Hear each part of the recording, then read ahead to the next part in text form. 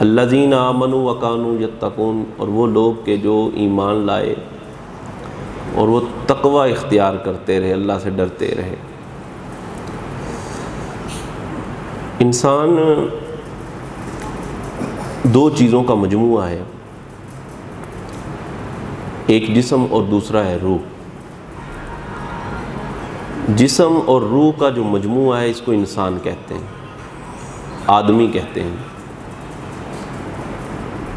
انسان کے جسم سے اگر روح نکل جائے، روح جدا ہو جائے، تو اس کو میت کہتے ہیں، مردہ کہتے ہیں۔ اور اگر صرف روح ہو، جسم نہ ہو، تو اسے روح ہی کہا جاتا ہے، مکمل انسان نہیں کہا جاتا۔ اور جس طرح انسان کا جسم بیمار ہو جاتا ہے، اس کو بیماری آ جاتی ہے، کبھی بخار آ گیا، کبھی سر درد، کبھی نزلہ، کبھی زکام، کبھی جسم درد، کبھی کوئی مسئلہ، کبھی کوئی مسئلہ۔ جس طرح جسم بیمار ہوتا ہے نا، اسی طرح روح بھی بیمار ہو جاتی ہے۔ روح کو بھی یہ امراض جو ہے وہ لاحق ہو جاتے ہیں۔ صوفیہ نے، اہل تصوف نے، وہ امراض جو روح کو لگتے ہیں نا، ان کے بھی نام بیان کیے ہوئے ہیں کہ روح کو یہ مرض لگ گیا ہے، روح کو یہ مرض لگ گیا ہے۔ تو جس طرح بندے کا جسم بیمار ہو جاتا ہے، روح بھی بیمار ہوتی ہے۔ اور جسم بیمار ہو جائے نا، جسم بیمار ہو جائے، جسم بیمار ہو جائے تو بندے کا کسی چیز کو کھانے کو دل نہیں کرتا۔ بڑی پسندیدہ چیز، بڑی رغبت والی چیز بھی اس کے سامنے رکھی جائے نا، تو وہ کہتا ہے نہیں، میرا دل نہیں کر رہا، میرا دل نہیں کر رہا، پیچھے کر لوں۔ اور گھر والے اگر دھکے سے کوشش کر کے اس کو کہنا چل تھوڑا سا تو کھا، دوائی نہیں ہو کھانی، تھوڑا سا تو کھا، تو وہ کیا کرتا ہے، کہتا تھوڑا سا وہ کھاتا، کہتا بس میری بس ہوگی، آگے دل نہیں کر رہا۔ کیوں؟ بخار چڑھا ہوا ہے، منہ کوڑا ہو گیا، بیماری لگی ہوئی ہے، بندے کا دل نہیں کرتا کسی چیز کو کھانے کو۔ اسی طرح جب روح بیمار ہو جاتی ہے، توجہ رکھیے گا، جب روح بیمار ہو جاتی ہے نا، تو پھر پتہ کیا ہوتا ہے، بندے کا دل نہیں کرتا نیک عمل کرنے کو، نماز پڑھنے کو، مسجد میں آنے کو۔ وہ نماز بھی پڑھتا ہے نا تو بڑے اوکھیاں ہو کے نماز پڑھتا ہے۔ روح بیمار ہو جائے تو بندے کا نماز کے اندر دل نہیں لگتا، خشوع حاصل نہیں ہوتا۔ بندہ کہہ رہا ہوتا ہے یہ پتہ نہیں میرا نا دل نہیں لگتا، نماز پڑھتا ہوں تو ایسے دل کرتے ٹکرا مارو، فٹافٹ فٹافٹ فٹافٹ فٹافٹ۔ اور نماز پڑھنے کے لیے بھی آ جائے تو پوری ہم پڑھتے ہی کوئی نہیں، بیچ میں نفل غائب، فلاں چیز ہے وہ سنت غیر موقع ہے وہ غائب، سب بعض اوقات ٹائم بھی ہوتا ہے لیکن دل ہی نہیں کرتا۔ اس پہ غور کرنا چاہیے، کہیں ہماری روح بیمار تو نہیں ہو گئی، روح کو کوئی مرض تو نہیں لاحق ہو گیا۔ صوفیہ لوگ جو ہوتے تھے نا، اہل تصوف، بڑا ایک علم ہے یہ، اس کو علم باطن کہتے ہیں، میں اس پہ روشنی ڈالتا ہوں۔ صوفیہ کے پاس جب کوئی بندہ جاتا نا، کہتا ہے حضرت میرا نا اللہ کی عبادت کرنے کو دل نہیں کرتا۔ صوفیہ کہتے ہیں یہ جو علامت پائی جا رہی ہے نا، یہ تو علامت اس بات پر دلالت کرتی ہے کہ تیری روح کو بخار ہو گیا ہے۔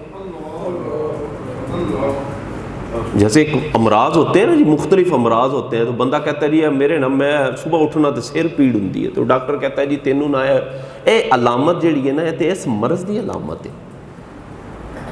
جو اہل نظر ہوتے تھے، اللہ کے ولی لوگ ہوتے تھے، صوفی ہوتے تھے، متقی پرہیزگار، ان کے پاس جب لوگ جاتے تھے نا فیض حاصل کرنے، بیٹھتے تھے اور پھر وہ بتاتے تھے جی میرا نا یہ مسئلہ ہے، میں نماز پڑھتا بھی ہوں نا تو خشوع حاصل نہیں ہوتا جس طرح ہونا چاہیے۔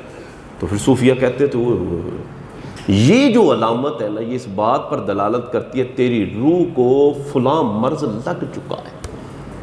تو پھر دیکھیں نا، ڈاکٹر کے پاس جائیں اور ڈاکٹر صاحب کو کہیں ڈاکٹر صاحب میرا نا یہ میری حالت ہو گئی ہے، اب میں کیا کروں؟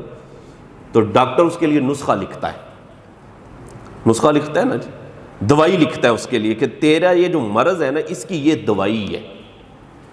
اور دوائی کے ساتھ ساتھ ڈاکٹر جو ہوتا ہے نا، اصل طبیب حکیم جو بندہ ہوتا ہے، جو واقعی مرض شناس لوگ ہوتے تھے، مرض کو جانتے تھے جو لوگ، وہ دوائی بھی لکھتا ہے اور دوائی کے ساتھ ساتھ پرہیز بھی لکھتا ہے، کیونکہ پرہیز جو ہے یہ ایسے سمجھ لے کہ یہ علاج سے بھی بہتر ہے۔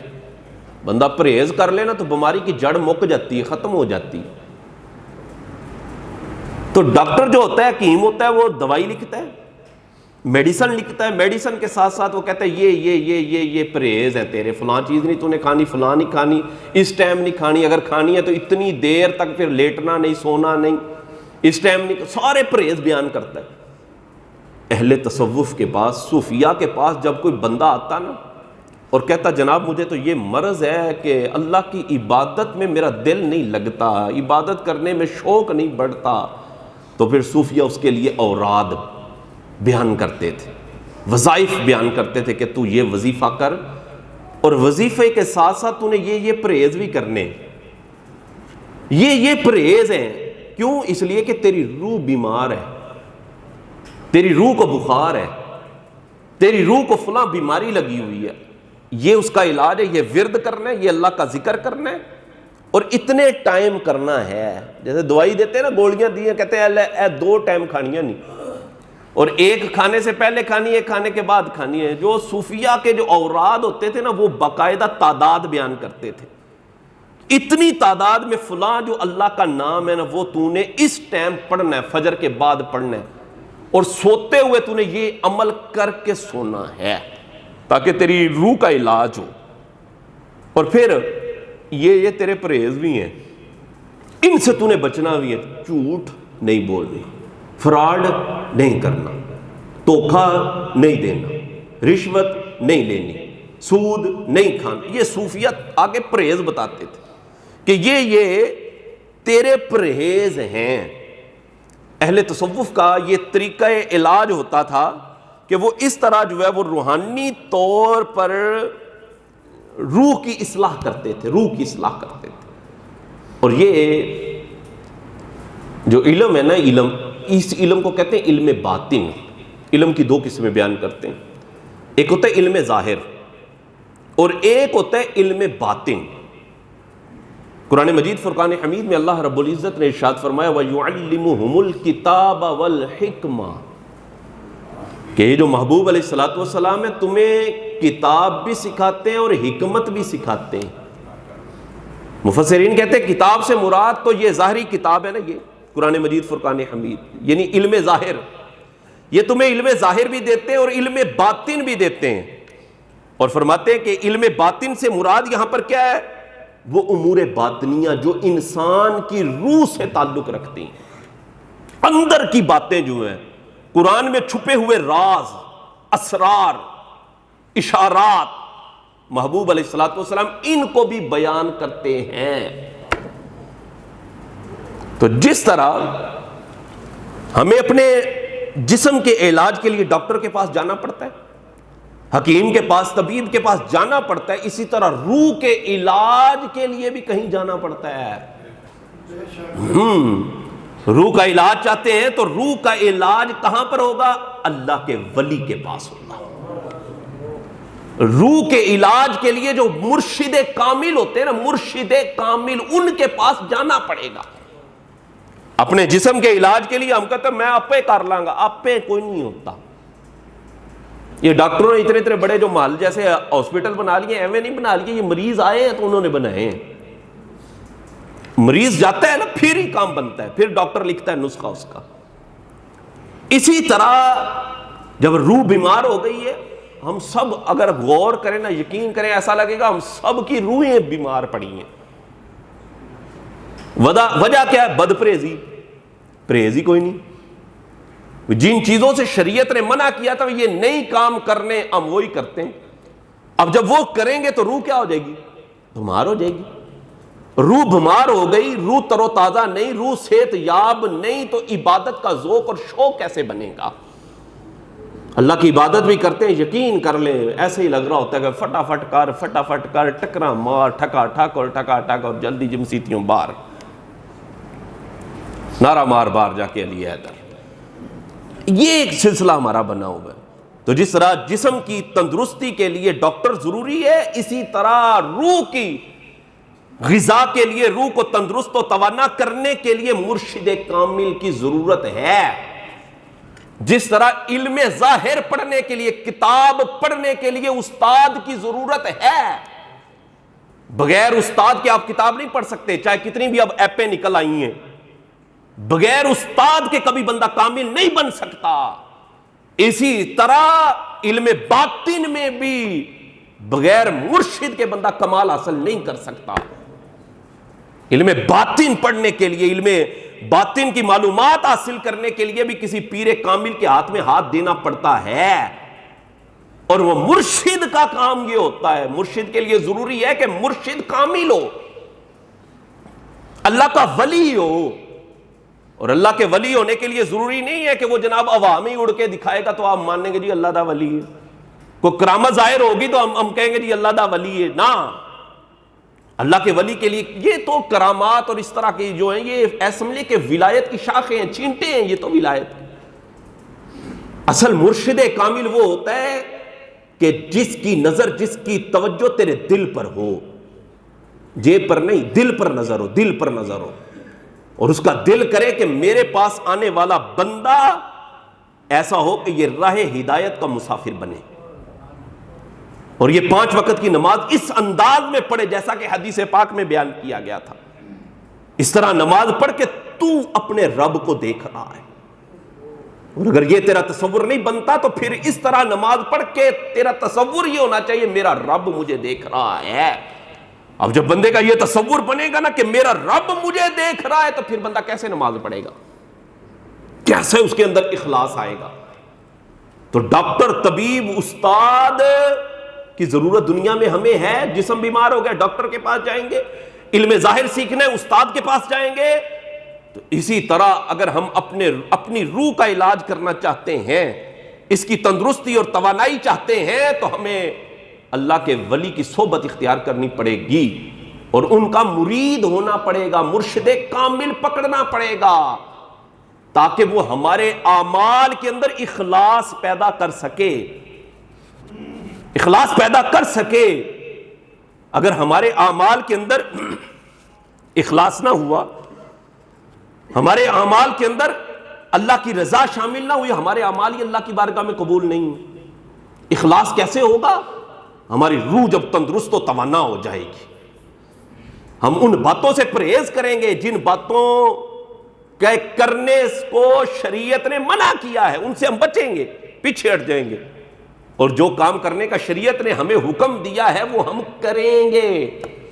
ہماری روح تندرست ہو جائے گی، ہماری روح توانا ہوگی، اب ہمارے اعمال کے اندر اخلاص آئے گا، ہمارے اعمال کے اندر خلوص پیدا ہوگا۔ جس عمل کے اندر اخلاص نہیں نا، اللہ کی رضا نہیں ہے، اللہ تبارک و تعالیٰ کی خوشنودی نہیں ہے، وہ عمل اللہ کی بارگاہ میں قبول ہی کوئی نہیں، قبول ہی کوئی نہیں ہے۔ تو اخلاص سیکھنے کے لیے یہ چیزیں جو علم باطن سے تعلق رکھتی ہیں یہ بھی سیکھنی پڑتی ہیں، کسی کے پاس جا کر بیٹھنا پڑتا ہے، ان کی صحبت اختیار کرنی پڑتی ہے۔ اور ہمارے بڑے بڑے محدثین، بڑے بڑے علماء کہ جن کی زندگی قال اللہ اور قال الرسول کا سبق پڑھتے اور پڑھاتے ہوئے گزر گئی، انہوں نے بھی مرشد اپنے پکڑے، انہوں نے بھی کسی پیر کامل کے ہاتھ میں اپنا ہاتھ دیا ہے۔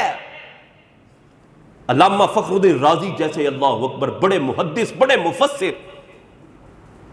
کیا ہوا؟ پیر کامل کے ہاتھ میں ہاتھ دینا پڑا، دیا۔ پھر یعنی علم ظاہر پڑھ لیا تھا تو علم ظاہر کے ساتھ ساتھ علم باطن بھی سیکھنا تھا، تاکہ میرے ہر عمل کے اندر اخلاص آئے، للہیت پیدا ہو جائے میرے عمل کے اندر۔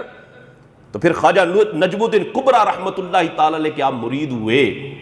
اتنا علم، اتنا بڑا علامہ، اتنا بڑا محدث، اتنا بڑا مفسر بھی ایک پیر کامل کا مرید ہو رہا ہے۔ بڑے بڑے محدثین کی فہرست ہے جو پیر کامل کے مرید ہوئے، ان کی صحبت اختیار کی. اللہ اکبر. اور پھر کیا ہوا جب نزع کا عالم تھا نا، فخر الدین رازی کے نزع کا عالم تھا. نزع کا یہ عالم ہوتا ہے کہ بندے کے حواس قائم نہیں رہتے، موت کی سختی اتنی ہے، بندہ پوری طرح حواس میں اس کے کام نہیں کر رہے ہوتے، عقل پوری طرح کام نہیں کر رہی ہوتی. اس وقت بھی نزع کے عالم میں جب شیطان آ گیا تھا، اس نے کہا فخر الدین پوری زندگی قال اللہ اور قال الرسول کا سبق دیا، پڑھایا ہے، اللہ کے ایک ہونے پر تیرے پاس کیا دلیل ہے؟ دے نہ ذرا کیا دلیل ہے تیرے پاس؟ فخر الدین رازی نے اس وقت اللہ اکبر 360 دلائل دیے تھے اس عالم میں. دیکھیں اس بندے کا علم کتنا تھا، ایک ایک دلیل دیتے. جو شیطان لعین تھا، ابلیس تھا، وہ بھی ظاہر معلم الملائکہ رہ چکا تھا نا، جو دلیل آپ دیتے وہ رد کر دیتا، اس کا رد کر دیتا. فخر الدین رازی دوسری دلیل دیتے، اس کا بھی وہ رد کر دیتا. 360 دلائل دے دیے فخر الدین رازی نے اللہ کے ایک ہونے پر. نزع کے عالم میں شیطان نے ہر دلیل کا توڑ کر کے رکھ دیا. خواجہ نجم الدین کبریٰ رحمت اللہ تعالی آپ کے پیر کامل مرشد کامل کہ پیر جنہ دے کامل باہو ہی کندی لگ دے تر کے ہوئے. خواجہ نجم الدین کبریٰ رحمت اللہ علیہ بڑی دور بیٹھے جو ہے وضو فرما رہے تھے، مرید کی حالت سے واقف ہو گئے کہ میرے مرید کی حالت یہ بنی ہوئی ہے، علامہ بہت بڑا ہے، علم بہت ہے بہت ہے. شیطان نے ہر دلیل کا رد کر کے رکھ دیا ہے. خواجہ نجم الدین کبریٰ رحمت اللہ تعالی فرمانے لگے، فرماتے ہیں فخر الدین اس لعین کو کہہ دے کہ میں بغیر دلیل کے رب کو ایک مانتا ہوں. اب رد کر اس کا. یہ ہے پیر، یہ ہے مرشد جو بندے کی جو ہے پوری زندگی جو ہے وہ اصلاح کرتے ہیں اور آخری وقت بھی پیر کامل مرشد کامل ان کی رہنمائی کرتے ہیں.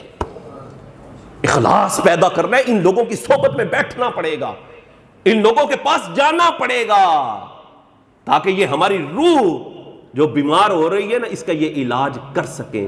ہمارے اعمال کے اندر اخلاص پیدا ہو. بندے کے اعمال کے اندر اخلاص نہیں نا، للہیت نہیں، اللہ کی رضا کے لیے عمل نہیں ہے. کتنا ہی بڑا بندہ عمل کیوں نہ کر لے، کتنا بڑا ہی عمل کیوں نہ کر لے، اللہ کی بارگاہ میں قبول کوئی نہیں، اجر نہیں ہوگا. نبی پاک رؤوف الرحیم صلی اللہ علیہ وسلم نے ارشاد فرمایا کل بروز قیامت اللہ رب العزت کی بارگاہ میں چند بندے بڑے بڑے اعمال کرنے والے، بڑے بڑے اعمال انہوں نے کیے ہوئے تھے، اللہ کی بارگاہ میں پیش ہوں گے. رب تعالیٰ فرمائے گا جس کے لیے تم نے عمل کیے نا، جس کے لیے عمل کیے جاؤ جا کے ان سے ہی اجر لے لو، میرے لیے تو تم نے کیے ہی نہیں. اگر میرے لیے عمل کیے ہوتے تو میں تمہیں اجر دیتا، اس کا بدلہ دیتا. فرمایا تم نے جس کے لیے عمل کیا تھا نا جاؤ آج اس سے جا کر اجر لو. لوگوں کے دکھاوے کے لیے کہ لوگ مجھے نمازی کہیں، لوگوں کے دکھاوے کے لیے حج کیا تاکہ لوگ مجھے حاجی کہیں اور پھر اپنے نام کے ساتھ حاجی لکھتا اور لکھواتا ہے. نیت تیری کیا تھی؟ یہ نیت تھی کہ لوگ میری عزت کریں گے حاجی صاحب ہونے کی وجہ سے، نمازی ہونے کی وجہ سے میری عزت اور میرا احترام کریں گے. فرمایا جاؤ پھر آج اس سے جا کے بدلہ لو جس کے لیے تم نے عمل کیے تھے. اعمال کے اندر جب تک اخلاص نہیں ہے، للہیت نہیں ہے، اس عمل کا اللہ کی بارگاہ سے اجر کوئی نہیں ملنا، کوئی نہیں ملنا. آج ہم اپنے اعمال کو دیکھ لیں، یقین کریں مسجد میں کوئی پنکھا بھی لگواتا ہے تو وہ بھی اس کے اوپر نام لکھوا رہا ہوتا ہے، کہتا ہے لکھے جی جناب عطیہ فلاں بن فلاں. اور تاکہ کوئی ٹونٹی بھی مسجد میں لگوا رہا ہوتا ہے وہ بھی کہتا ہے میرا نام ضرور لئیو، ایک دفعہ اعلان تے کریو، مسجد کی میں نے خدمت کی ہے. او بھائی اللہ کے لیے عمل کرے، اللہ کے لیے عمل کرے. اگر اللہ کی بارگاہ سے اجر چاہتے ہو، بدلہ چاہتے ہو تو اللہ کے لیے عمل کرو. اور یہ عمل وہ ہوگا کہ راز ہو، پوشیدہ ہو، تیرے بائیں ہاتھ کو بھی نہ پتا چلا ہو کہ تو نے کیا کیا ہے. تب جا کر تیرا عمل اللہ کی بارگاہ میں قبول ہے، تب جا کر تجھے اللہ کی بارگاہ سے اجر ملے گا. ورنہ فرمایا جاؤ اس سے جا کر اجر لے لو جس کے لیے تم عمل کرتے رہے ہو. اخلاص پیدا کرنا نا سوکھا کام کوئی نہیں جے ہے. یہاں تو لوگ بہانے سے ہی بتا دیتے ہیں میں جدو ڈاکٹر صاحب میں صبح اٹھنا نا تے قرآن پڑھن لگنا نا تے میرے نا سر درد کرن لگ جاندہ ہے. بھئی تو نے یہ ضروری بتانا تھا میں قرآن پڑھن لگنا، ویسے بتا دے صبح اٹھنا تے سر پیڑ ہوندی ہے. باننے سے بھی یقین کریں. ہم بتا دیتے ہیں جناب میں عمل کرنا وہاں. تو بتائیں جس عمل کے اندر ریا آ گئی, جس عمل کے اندر دکھاوا آ گیا, وہ عمل اللہ کی بارگاہ میں قبول نہیں ہے. اور ریا کو تو شرک اصغر کہا گیا. عمل وہی اللہ کی بارگاہ میں قبول ہے اور ثواب اس کا ملنا ہے, اس کا ثواب ملنا ہے جو خالص اللہ کے لیے ہوگا. جو اللہ کے لیے نہیں ہے اس کا عمل کا ثواب بھی نہیں ہے. حضرت مالک بن دینار رحمۃ اللہ تعالی علیہ, آپ نے دمشق کی جامع مسجد, وہ جامع مسجد حضرت امیر معاویہ رضی اللہ تعالی عنہ نے بنوائی تھی. حضرت مالک بن دینار رحمۃ اللہ تعالی اس مسجد میں اعتکاف کرتے تھے, اعتکاف جا کے بیٹھتے تھے. دل میں ایک دن خیال آیا, مالک ایسا کر, اس مسجد میں نا تو اعتکاف کرتا ہے, تو اس مسجد کا متولی کیوں نہیں بن جاتا؟ اس مسجد کا, جیسے ہم کہتے ہیں مسجد کی انتظامیہ کا صدر, متولی, جس کی اجازت کے بغیر کچھ نہیں ہوتا, سارا انتظام اس کے سر پر ہوتا ہے.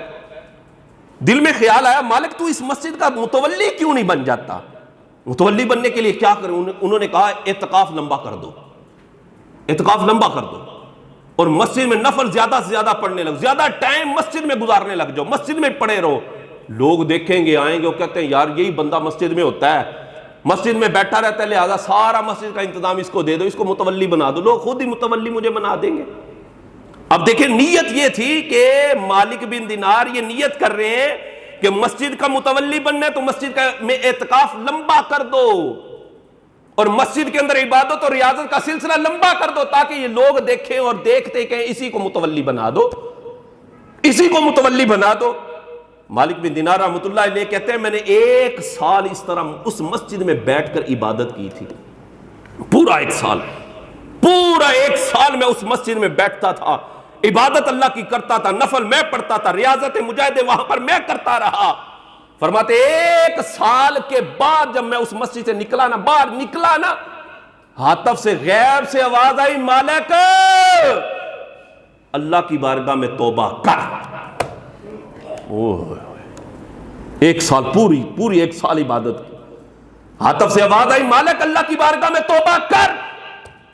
مالک بن دینار رحمۃ اللہ علیہ کہتے ہیں میں سمجھ گیا, او ہو یہ میں نے کیا کیا, متولی بننے کے لیے میں نے یہ کام کرتا رہا. میں نے اعتکاف مسجد میں لمبا کر دیا اور عبادت کا سلسلہ مسجد میں لمبا کر دیا متولی بننے کے لیے. پھر مالک بن دینار رحمۃ اللہ تعالی علیہ اللہ اکبر روئے, گڑ گڑائے, اللہ کی بارگاہ میں توبہ کی. پورا سال پھر ڈٹ کر اللہ کی عبادت کی, اخلاص کے ساتھ, اللہ کے لیے, اللہ کی رضا کے لیے. پورا سال اللہ کی عبادت کرتے رہے, پوری رات کھڑے ہو کر.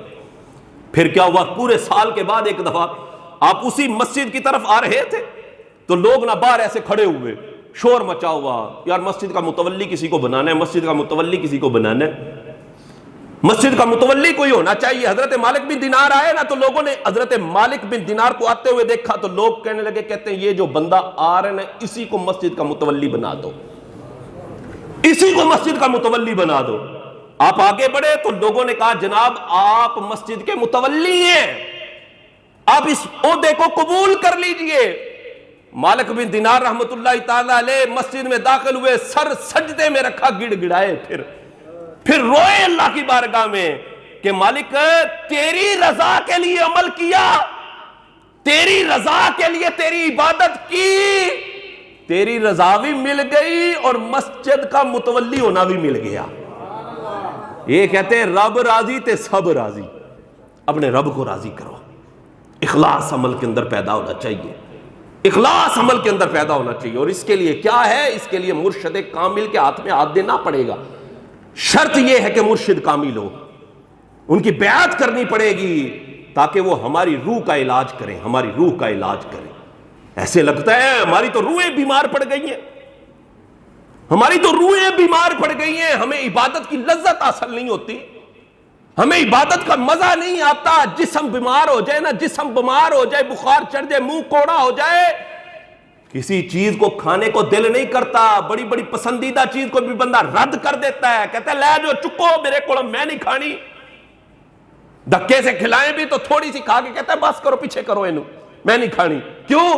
کہتا ہے میرا جسم بیمار ہے, منہ کوڑا ہو گیا. آج ہم دیکھیں نا, ہمارا عبادت کرنے کو دل کرتا ہے, مسجد میں آنے کو دل کرتا ہے, نماز پڑھیں بھی تو یقین کریں ایسے جیسے ٹکرے مار رہے ہیں، خشوع ہے ہی کوئی نہیں، خشوع چلا گیا، اوئے ہوئے لگتا ہے ایسے جیسے کہ روح بیمار ہے، روح بیمار ہے ہماری، ہاں ماننا پڑے گا روح ہماری بیمار ہو گئی ہے۔ ہمیں کیوں نہیں اللہ کی عبادت میں لذت اور سرور آتا؟ وہ بھی تو لوگ تھے پوری پوری راتیں کھڑے ہو کر اللہ کی عبادت کر جاتے تھے، ان کی رات کو پتہ ہی نہیں تھا ان کو چلتا، ایک ایک سجدے میں پوری پوری رات ان کی گزر جاتی تھی۔ وجہ کیا تھی؟ ان کی روح تر و تازہ تھی، ان کی روحیں بیمار نہیں تھی، ان کو اللہ کی عبادت میں وہ لذت اور وہ سرور اور کیف حاصل ہوتا تھا جو کہیں اور حاصل نہیں ہوتا تھا۔ اس طرح وہ اللہ کی عبادت کرتے تھے، ان کو مزہ آتا تھا، لطف آتا تھا۔ ہماری روحیں بیمار ہیں، ہماری روحیں بیمار ہیں، اس کے لیے ہمیں کیا کرنا پڑے گا؟ ایک تو یہ کہ ہم اپنے اعمال درست کریں، نمازوں کی پابندی کریں اور ساتھ ساتھ پرہیز بھی کریں۔ جسم بیمار ہوتا ہے، ڈاکٹر کہتے ہیں چیزاں نہیں کھانیاں، پرہیز کرنا ہی، ہمیں بھی پرہیز کرنا پڑے گا۔ کن چیزوں سے؟ وہ چیزیں جو شریعت نے حرام کر دی ان سے بچنا پڑے گا، جھوٹ چھوڑنا پڑے گا، غیبت چھوڑنی پڑے گی، ہاں ان سے پرہیز ہے۔ سود، رشوت، دھوکہ دہی، فراڈ، گالی گلوچ، اے پیڑے بندوں کی صحبت، یہ سارے پرہیز ہیں، پرہیز، ان سے بچنا ہے، ہمیں احتیاط کرنا ہے۔ جب ہم ان چیزوں کو چھوڑیں گے نا، جھوٹ کو چھوڑ دیں گے، غیبت کو چھوڑ دیں گے، چغلی کو چھوڑ دیں گے، گناہ کو چھوڑ دیں گے، پھر ہماری روح جو ہے وہ تر و تازہ ہوگی۔ روح تر و تازہ ہوگی تو اللہ کی عبادت میں ہمیں مزہ بھی آئے گا، لطف بھی آئے گا، دل بھی کرے گا، ہاتھ اٹھانے کو بھی دل کرے گا، دعا مانگنے کو بھی دل کرے گا، اللہ رب العزت کی بارگاہ میں سوال کرنے کو بھی دل کرے گا، وہ مناجات کرنے کو بھی دل کرے گا، سجدے میں سر رکھنے کو بھی دل کرے گا، اللہ کے قرآن کو پڑھنے کو بھی جی کرے گا کہ میں اللہ کا قرآن دیکھوں، میں اللہ کا قرآن پڑھوں، اس کی تلاوت کو سنوں، نیک لوگوں کے پاس جا کر بیٹھوں۔ ہاں اس کے لیے یہ چیزیں ہمارے لیے ضروری ہیں۔ مرشد کامل، پیر کامل، ان کی صحبت اختیار کریں، اللہ کے ولی کے پاس جا کر بیٹھیں، انشاءاللہ آپ دیکھیں گے تبدیلی بندے کے اندر آئے گی تبدیلی۔ تو اللہ تبارک و تعالیٰ کے اولیاء کی صحبت ایک بڑی ہی با اثر صحبت ہوتی ہے جو انسان کو بڑے درجے بلندیوں کی طرف لے جاتی ہے۔ اللہ تبارک و تعالیٰ ہمیں ان باتوں پر عمل کی توفیق نصیب فرمائے، اللہ ہمارے اعمال کے اندر اخلاص نصیب فرمائے، آمین آمین بجاہ نبی امین صلی اللہ علیہ وسلم۔